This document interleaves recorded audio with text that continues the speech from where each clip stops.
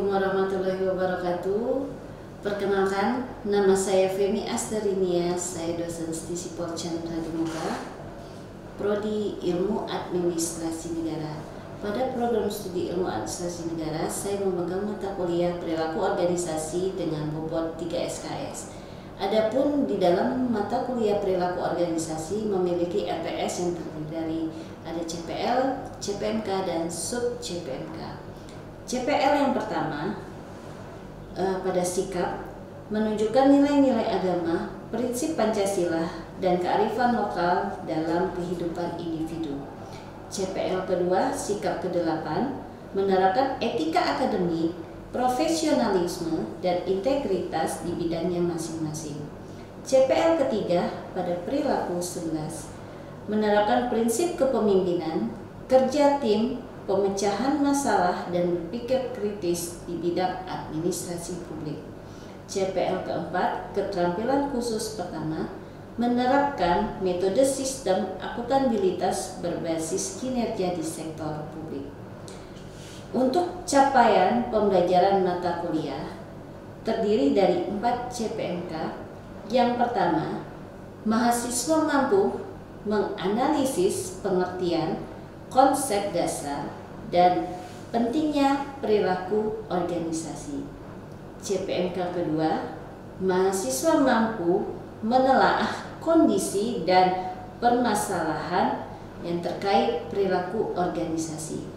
CPMK ketiga, mahasiswa mampu mengarahkan, merancang konsep mengenai aspek perilaku individu dan perilaku kelompok di dalam organisasi, serta teknik pemotivasian dalam organisasi. CPMK keempat, mahasiswa mampu menjelaskan berbagai permasalahan perilaku kerja yang dapat memicu terjadinya konflik dan stres di dalam organisasi. Di dalam kemampuan akhir tiap pembelajaran terdapat sub CPMK yang pertama. Sub CPMK yang pertama poinnya mampu memahami sejarah perkembangan ilmu perilaku organisasi. Sub CPMK bagian pertama titik 2 mampu mengemukakan pengertian konsep dasar dan pentingnya perilaku organisasi. Sub CPMK kedua yang pertama mampu memahami perilaku individu dan organisasi. Sub CPMK kedua titik 2 mampu mengemukakan tentang persepsi individu dan dimensi-dimensi persepsi. Sub CPMK 2 yang ketiga mampu mengemukakan tentang sikap dimensi individu dan kepuasan kerja para pekerja. Sub CPMK ketiga yang pertama mampu membedakan tentang motif, motivasi, dan kepuasan kerja. Sub CPMK ketiga titik 2 mampu mengaplikasikan kelompok di dalam organisasi. Sub CPMK ketiga titik 3 mampu menelaah tentang kekuasaan di dalam organisasi. Sub CPMK keempat yang pertama mampu mengemukakan konsep konflik dan penanganan konflik dalam organisasi. Sub CPMK keempat titik 2 mampu menganalisis konsep stres dan hubungannya dengan perilaku kerja. Di dalam mata kuliah perilaku organisasi, deskripsi singkat bahwa mata kuliah ini merupakan mata kuliah secara umum menjelaskan konsep dasar perilaku organisasi dan sejarah perkembangan ilmu perilaku organisasi. Di samping itu, mata kuliah ini juga menjelaskan mengenai perilaku individu, perilaku kelompok, persepsi, sikap kerja, dan kepuasan kerja para pekerja di dalam organisasi. Pada bagian akhir mata kuliah ini akan menjelaskan tentang konsep konflik dan stres serta penanganannya di dalam organisasi. Berikut akan saya tampilkan video cuplikan pengajaran saya di kelas. Selamat menyaksikan. Assalamualaikum warahmatullahi wabarakatuh. Waalaikumsalam.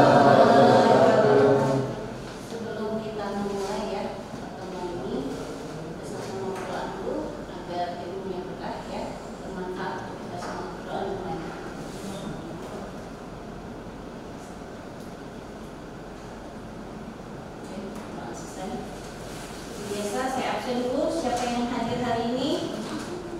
Yang tidak hadir nanti bisa diisikan di siswa ya. Nur Amita, berarti ada hadir. Oke. Karena hadir. Nika hadir. Ya, Bu Suri hadir. Sukina Siska hadir. Ya. Anissa Putra hadir. Bagus. Zaki Maulana hadir ya. Ada Maulana? Oke. Widya hadir. Oke. Anwar izin. Tina. Oke, ada beberapa orang yang nggak hadir ya. Oke, saya lanjutkan kemudian untuk materi selanjutnya, di mana minggu kemarin sudah saya bahas ya tentang organisasi. Masih ada yang ingat apa itu organisasi? Boleh? Ada yang ingat bahasan minggu kemarin tentang organisasi? Apa itu organisasi? Silakan, Agus. Ingat organisasi? Organisasi adalah sebuah perorangan yang berkumpul untuk membentuk satu tujuan. Oke. Ada yang lain? Pendapat yang lain? Nur Anita? Ada yang ingat? Minggu kemarin kita sudah bahas tentang organisasi. Organisasi adalah kelompok individu yang bekerja sama untuk mencapai tujuan atau tujuan bersama.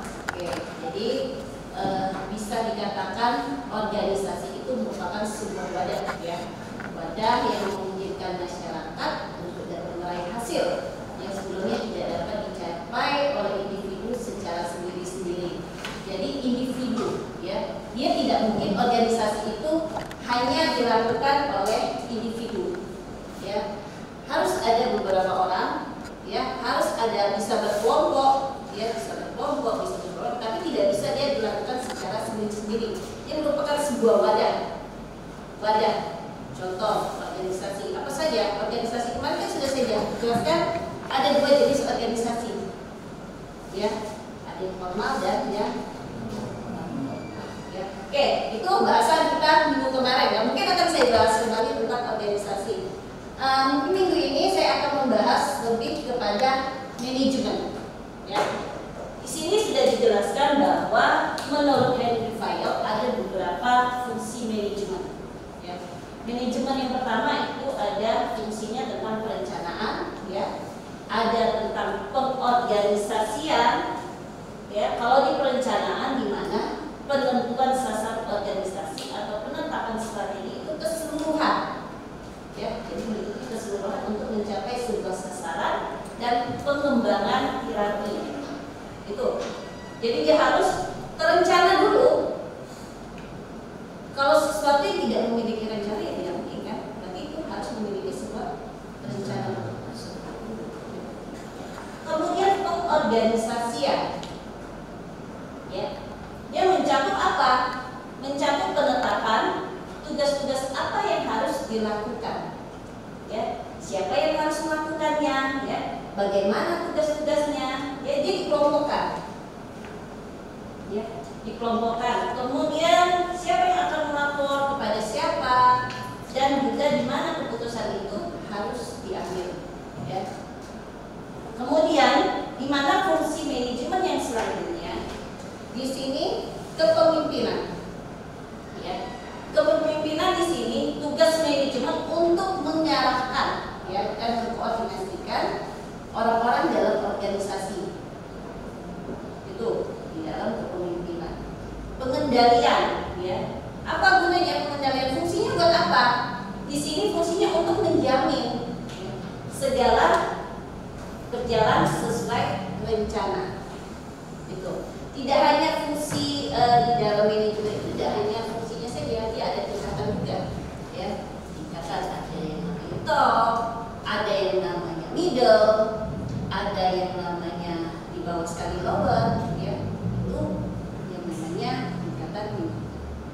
Kemudian ada juga skill, seorang manajemen ya, atau manajemen bisa yang menjalankan manajemen itu adalah manajer, ya, manajer. Jadi seorang manajer dia harus memiliki skill. Apa saja skill? Dia harus conceptual skill, technical skill, human skill, itu, ya. Jadi harus ada 3 skill yang dimiliki oleh seorang manajer. Ada yang mau bertanya sampai sini? Silakan. Silakan. Bagaimana hubungan antara tingkatan manajemen dengan skill manajemen? Oh, bagaimana hubungan ya? Hubungan antara tingkatan manajemen manajer dengan skill. Itu seperti ini gambarnya. Kalau di dalam manajer ada bentuk hubungan, ya, hubungan antara skill. Ya, seperti ini.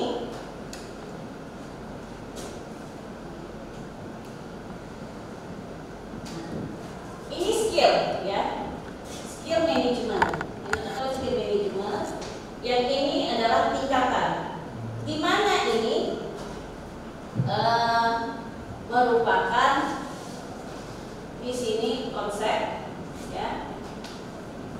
Kemudian di sini technical,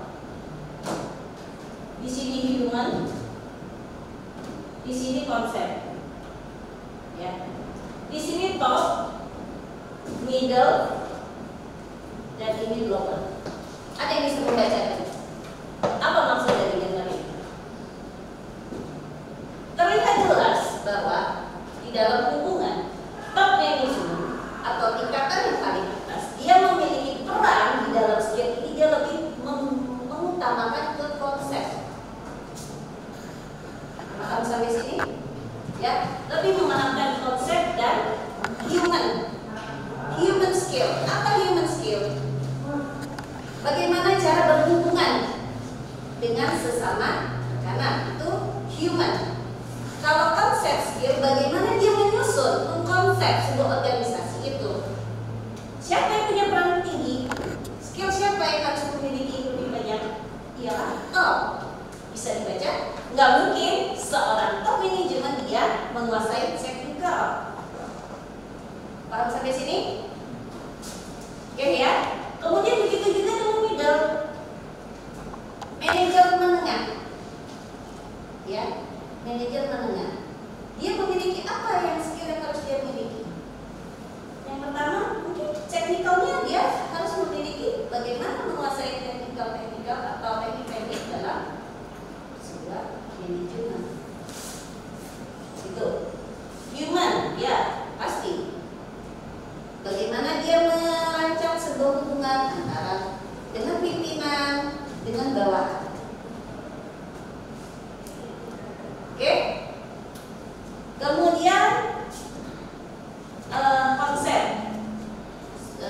tidak terlalu banyak, ya. Dia tidak terlalu banyak porsinya untuk skill manajemen di konsep. Kemudian low, manajer tingkat bawah, ya. Manajer tingkat bawah. Kalau manajer tingkat bawah, sudah pasti dia lebih menguasai skill teknikal, teknik-teknik di dalam.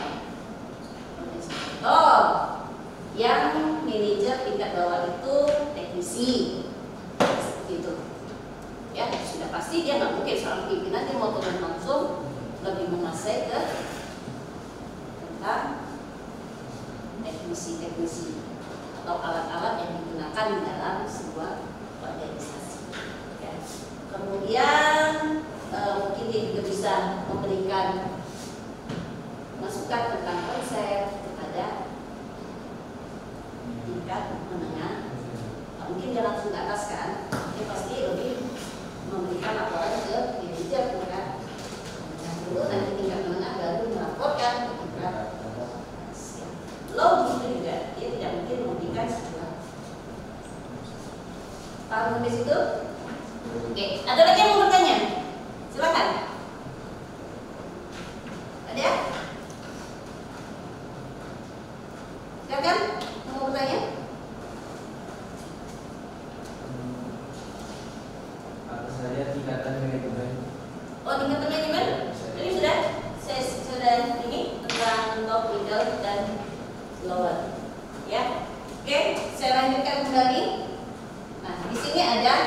yang namanya peranan manajemen.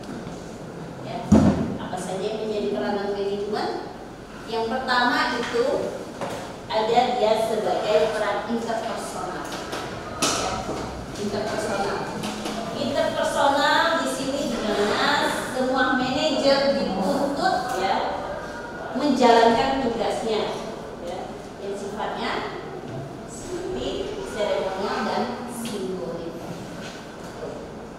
Kemudian semua manajer mempunyai peran kepemimpinan. Itu di dalam interpersonal. Ya. Kemudian semua manajer mempunyai peran penghubung. Peran penghubung, ya peran penghubung tadi yang saya jelaskan sebelumnya bahwa harus ada menguasai yang namanya tadi. Dia harus bagaimana menghubungkan antara atasan dengan bawahan, bawahan dengan atasan, ya seperti itu.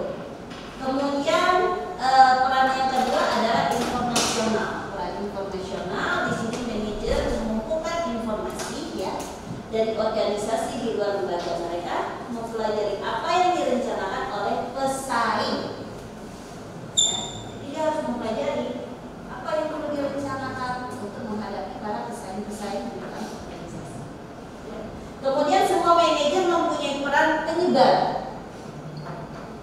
Kemudian manajer mempunyai peran juru bicara, ya. Itu dia sebagai peran informasional. Kemudian peran pengambil keputusan. Apa saja yang menjadi peran pengambil keputusan di dalam manajemen? Yang pertama, ya, di sini ada seperti dia mengidentifikasikan ada 4 peran, ya, yang terkait dengan pengambilan keputusan. Yang pertama itu ada peran kewirausahaan. Dia juga bisa sebagai penyelesai masalah, sebagai pengalokasi sumber daya, ya. Kemudian sebagai peran perunding, ya. Kemudian di dalam manajemen juga bahwa tidak hanya skill manajemen dan tingkatan manajemen saja yang ada di dalam sebuah manajemen, ya. Dia juga harus memiliki kemampuan-kemampuan yang lain untuk menjalankan suatu organisasi. Paham sampai sini? Paham? Oke. Ya. Kemudian ada juga di sini kita masuk tentang perilaku organisasi. Sudah jelas bahwa perilaku organisasi di sini merupakan bidang studi, ya, yang mencakup teori, metode, ya, prinsip-prinsip berbagai disiplin. Ya, gunanya apa? Gunanya untuk mempelajari persepsi individu, ya, nilai-nilai, kapasitas pembelajaran, ya, termasuk juga tindakan-tindakan saat bekerja. Di sini ada beberapa definisi perilaku organisasi, ya. Ada yang mengatakan bahwa perilaku organisasi merupakan cara berpikir. Mengapa dia dikatakan cara berpikir? Ya, untuk melihat perilaku yang berada pada diri individu, ya, baik individu, baik kelompok, ya, dan juga tingkatan organisasi. Ya, kemudian perilaku organisasi merupakan multidisiplin. Multidisiplin dalam hal apa? Dalam menggunakan prinsip, model, teori, dan metode-metode dari disiplin lainnya. Kemudian terdapat suatu orientasi kemanusiaan yang jelas di dalam perilaku organisasi, ya. Kemudian bisa dikatakan juga bahwa perilaku organisasi di sini dia berorientasi pada kinerja. Mengapa dia lebih rendah, ya, mengapa dia lebih tinggi, ya. Kemudian bisa juga dikatakan bahwa perilaku organisasi ini merupakan hubungan eksternal, ya, terlihat dalam memberikan dampak yang signifikan terhadap perilaku organisasi. Kemudian bidang perilaku organisasi ya sangat tergantung, ya, dari disiplin,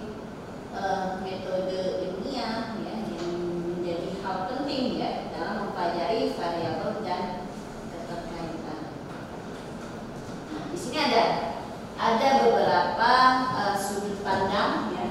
Sudut pandang di dalam lingkungan organisasi, di dalam perilaku organisasi. Pertama itu ada lingkungan eksternal. Lingkungan eksternal ini merupakan suatu variabel, ya. Suatu variabel yang mempunyai dimensi-dimensi yang sangat banyak, ya, dan bervariasi, ya, bisa dilihat dari karakteristik teknologi dan perilaku masyarakat, ya. Jadi kalau dilihat di sini variabel lingkungan ini merupakan ya unsur yang paling kuat yang mempengaruhi organisasi, ya, baik itu dari segi kehidupan, ya, perubahan terhadap organisasi, ya, maupun terhadap tuntutan perubahan permintaan konsumen, gitu, ya.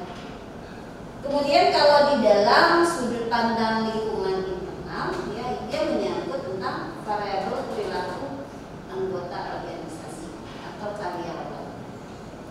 Jadi untuk melihat bagaimana kondisi di tempat kerja, termasuk juga bagaimana fasilitasnya, ya, termasuk juga tentang aturan-aturan, ya, yang berlaku di dalam suatu organisasi. Jadi bisa dilihat bahwa memiliki lingkungan baik itu eksternal dan lingkungan internal. Nah, kalau dilihat di sini, ciri utama bidang keorganisasian, ya, ciri utama bidang keorganisasian, dia tingkat analisis, ya. Jadi karakteristiknya ada 3 tingkatan analisis. Yang pertama dia lebih kepada perorangan, ya, lebih ke kelompok dan ke organisasi. Kemudian dia lebih kepada karakteristiknya sifat interdisipliner, ya, menggunakan prinsip, ya, menggunakan konsep, pola-pola dari ilmu perilaku psikologi sosial, ya, dan juga termasuk disiplin-disiplin yang digunakan, ya, yang digunakan sebagai dasar penyusun teori. Itu kalau masuk di dalam sifat interdisipliner. Kemudian karakteristik selanjutnya dia lebih kepada orientasi manusiawi. Apa saja yang masuk di dalam orientasi manusiawi? Dia lebih menekan pentingnya sikap dan persepsi manusia dalam memahami perilaku, struktur, dan proses dalam organisasi. Oke, sampai sini ada yang lagi yang mau bertanya? Silahkan. Ya. Bu, berdasarkan penjelasan yang tadi, paling utama dalam organisasi, konsep apa saja Bu terhadap di dalam organisasi?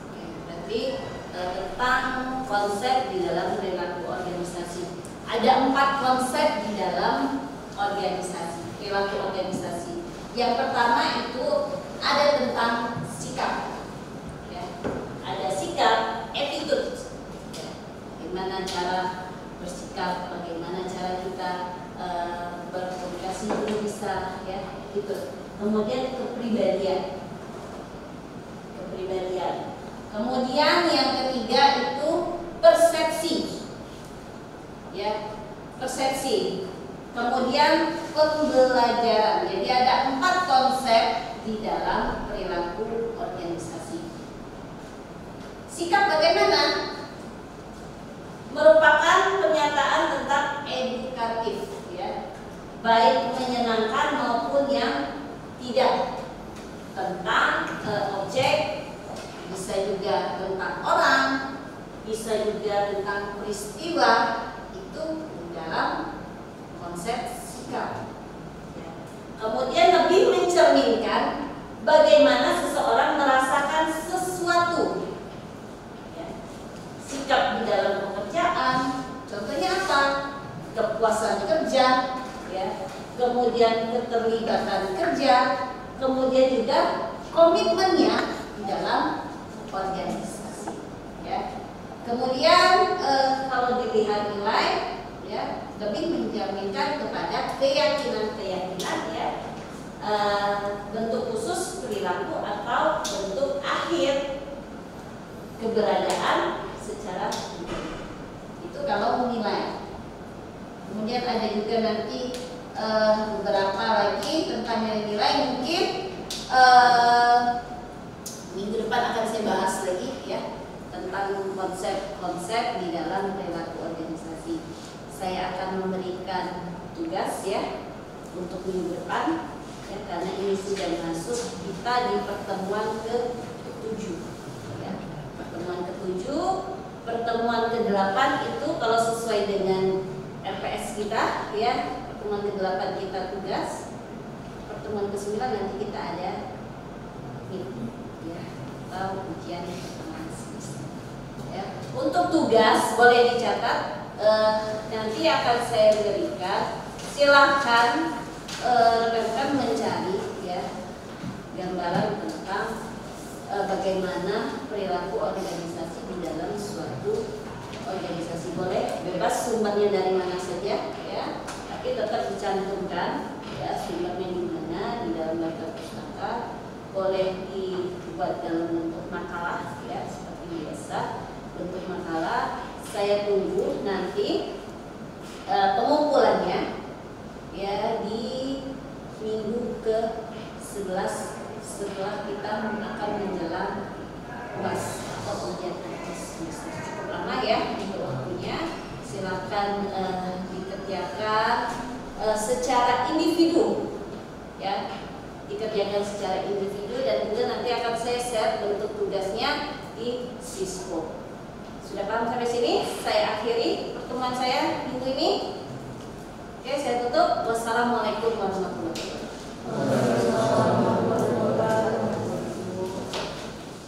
Demikianlah rangkaian video mengenai deskripsi dan pengajaran mata kuliah perilaku organisasi dengan bobot 3 SKS.